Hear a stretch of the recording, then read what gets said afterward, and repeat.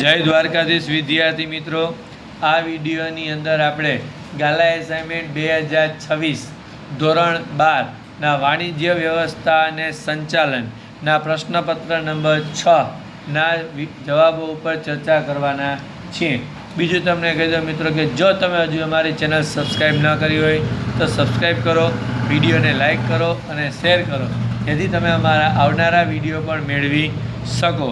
પ્રશ્નપત્ર નંબર 6 વાણિજ્ય વ્યવસ્થા વિભાગ એ, જેની અંદર કુલ 20 વિકલ્પો છે. એમાં પહેલો વિકલ્પ, સંચાલનમાં કેન્દ્ર સ્થાને કોણ હોય છે? જવાબ આવશે માનવી. બીજું, કયા મનોવૈજ્ઞાનિકે હોર્થન પ્રયોગો કર્યા હતા? જવાબ આવશે એલ્ટન મેયો.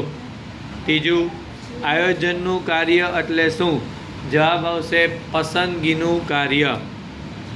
ચોથું, જે એકમોમાં સમગ્ર સત્તા ઉચ્ચ સંચાલકો પાસે જ કેન્દ્રિત હોય તેને કયા નામે ઓળખવામાં આવે છે? જવાબ આવશે કેન્દ્રીકરણ. પાંચમું, નીચેનામાંથી શું સોંપી શકાતું નથી? જવાબ આવશે ઉત્તરદાયિત્વ. છઠ્ઠું, ભરતી કયા પ્રાપ્તિ સ્થાન દ્વારા સામાન્ય રીતે બિનકુશળ કામદારને પૂરા પાડવામાં આવે છે? જવાબ આવશે ઠેકેદાર દ્વારા. સાતમું, ઉમેદવારનો સ્વભાવ જાણવા કઈ કસોટી લેવાય છે? જવાબ આવશે મનોવૈજ્ઞાનિક કસોટી. આઠમું, અભિપ્રેરણનો ખ્યાલ કેવો છે? જવાબ આવશે મનોવૈજ્ઞાનિક. નવમું, દોરવણીની જરૂર કઈ સપાટીએ હોય છે? જવાબ આવશે દરેક સપાટીએ.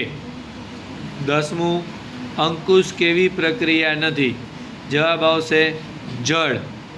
11મું, કયા સ્વરૂપનો સ્થાપનાનો ખર્ચ વધુ હોય છે? જવાબ આવશે જોઈન્ટ સ્ટોક કંપની. 12, સંપત્તિ મહત્તમીકરણનો હેતુ બીજા કયા નામે ઓળખાય છે? જવાબ આવશે ચોખ્ખું વર્તમાન મૂલ્ય. 13, જામીનગીરીઓના ખરીદ વેચાણમાં કેટલા પ્રકારના ઓર્ડર હોય છે? જવાબ આવશે 2. 14, કોણ રાષ્ટ્રવ્યાપી સંપૂર્ણ સ્વયં સંચાલિત સ્કીમ આધારિત વેપાર પ્રથા દાખલ કરી છે? જવાબ આવશે મુંબઈ શેર બજાર. 15, બજારીય સંચાલનના મુખ્ય કેટલા અભિગમ છે? જવાબ આવશે 5. 16, બજારીય સંચાલનની કઈ વિભાવનામાં પેદાશની પ્રાપ્યતા અને કિંમત ઉપર ભાર મૂકવામાં આવે છે? જવાબ આવશે પેદાશ વિભાવના.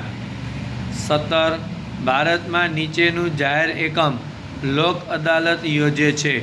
જવાબ આવશે ભારત સંચાર નિગમ લિમિટેડ. 18, જિલ્લા કક્ષાના ફોરમમાં કેટલા સભ્યો હોય છે? જવાબ આવશે ઓછામાં ઓછા 3. 19, જાહેર હિતની અરજી કઈ કોર્ટમાં થઈ શકે છે? જવાબ આવશે સુપ્રીમ કોર્ટમાં. 20, વિદેશી ઊંડિયામણ માટે ભારતમાં હાલ કયો કાયદો અસ્તિત્વમાં છે? જવાબ આવશે FEMA, foreign exchange management act. Okay મિત્રો, આ ચર્ચા કરી વિભાગ એના જવાબો ઉપર. હવે આપણે ચર્ચા કરશું વિભાગ બીના જવાબો પર.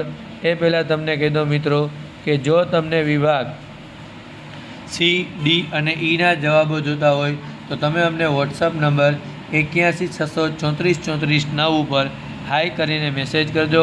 અમે તમને એની PDF આપશું.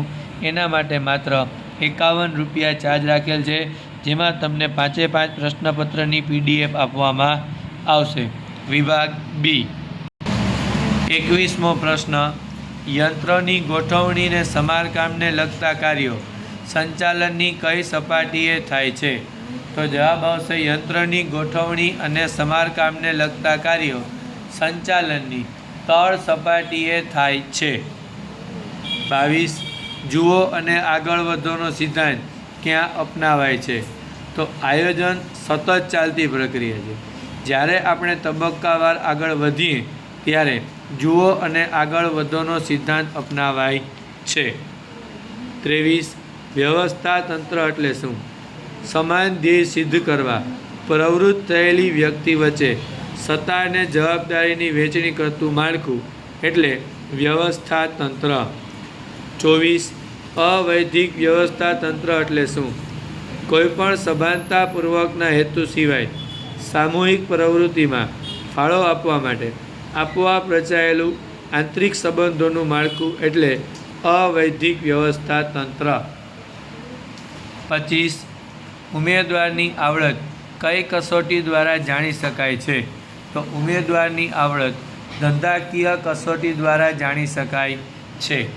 26 આધુનિક માહિતી સંચારના સાધનો મૌખિક અને લેખિત સંદેશાઓ, telephone, fax, internet, mobile phone, SMS, ટેલેક્સ વગેરે આધુનિક માહિતી સંચારના સાધનો છે.